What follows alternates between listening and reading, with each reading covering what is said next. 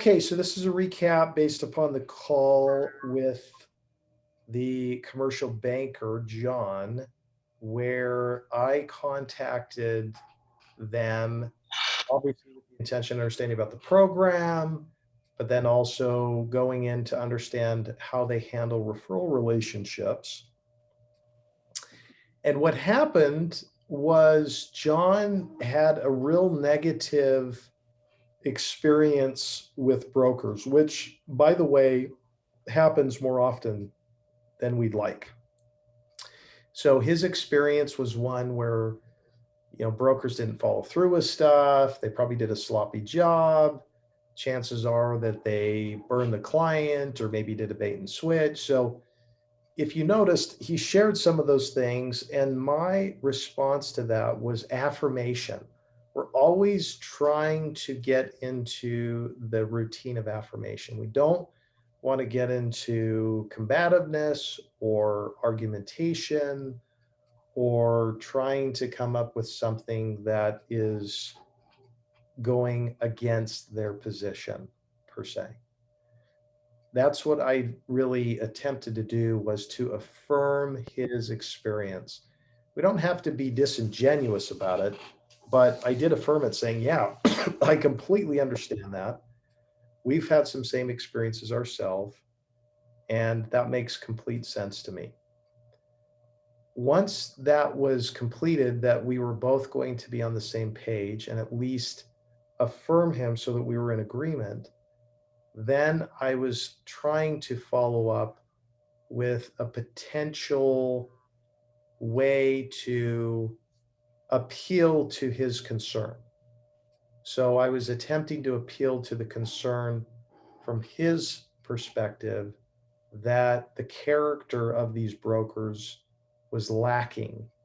And so my appeal was to us doing all those things that he felt were the reasons why he doesn't, by building out a process of proactiveness in a way that we are dogmatic about the character component.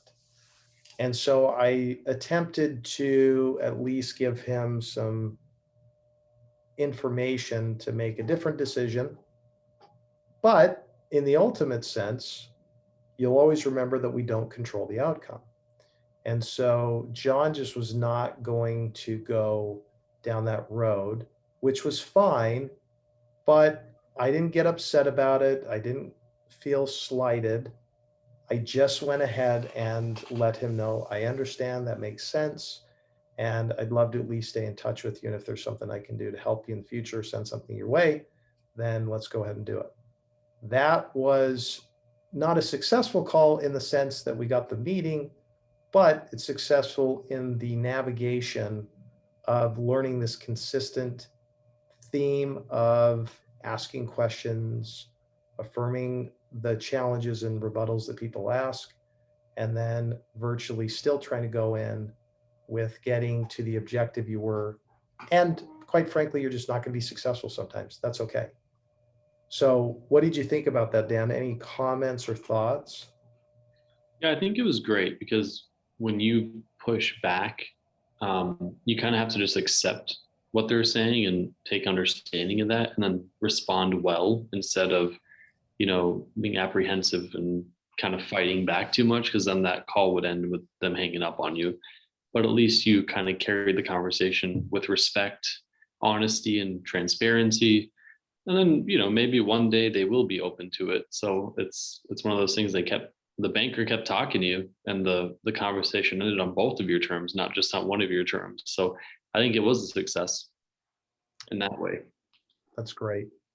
Yeah, and one of the things to just remember when you're calling, whether it's a bank or anybody, that it's important to disassociate or disconnect yourself emotionally from the circumstance so that you do not get pulled into the emotion behind it, because there might be times when you feel like it's a attack on you, and 99% of the time it's not. It has to do with their experience, their perspective, their worldview that you are just happening to bump into. So we are in the business of disqualifying people, so it's okay that that's going to happen when you call on bankers as well. So this is a call where we didn't get the meeting. There's a little bit of pushback based on bad experiences with brokers in the past for Integrity Capital.